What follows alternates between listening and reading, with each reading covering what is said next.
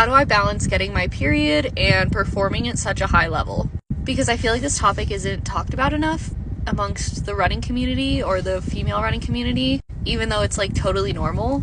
And like, yes, I run a lot. Like, I'm gonna probably hit like 87 miles this week for my mileage. But I have never personally struggled with losing my period, knock on wood. And I don't know exactly why that is. I'm definitely one of the lucky ones. But I think one reason why I've never lost it is because I've gone through like a few periods in my life where I did struggle with my eating habits, but it was never for a super long period of time. Like in high school, I had some disordered eating, but I didn't really last more than like 4 months. 6 months maybe. And like before that was my senior year. I was like always aware that people were smaller than me sometimes, but I honestly enjoyed eating too much, so I didn't want to put my body through that.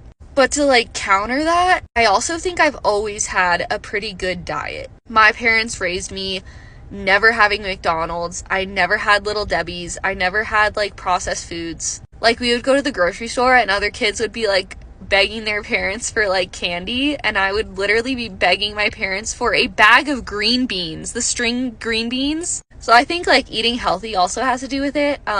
Like I've always been getting all the nutrients I need, I think, for the most part. I take my liquid iron, which is super important if you're a female distance runner, because you're losing a lot of blood every month. And even if you aren't, you should be. So you need to be replacing your red blood cells. Because even as just like runners in general, every time your foot strikes the ground, your red blood cells break. And without iron, you're not going to be able to rebuild it. And you're not going to be able to have a healthy period. And you're not going to be able to run as fast as you possibly can. So for that, I recommend getting a blood test and having your iron levels tested and your ferritin levels tested. Those two things are separate and you need to have both of them tested. But for the most part, most women runners should be taking iron. Liquid iron is better too. And also something that people are always saying is like, on your period, like go easier. But I don't really have an option to go easier on my period. Like a week is a week. Like I need to be training. And I think just learning like how I need to change, how I need to hydrate more, eat more, stuff like that while I'm on my period has helped me get through those tough weeks where I don't necessarily feel great because I'm on my period. I also believe in having a healthy cooter. So, go to the cooter doctor, the OBGYN, whatever you need to go to.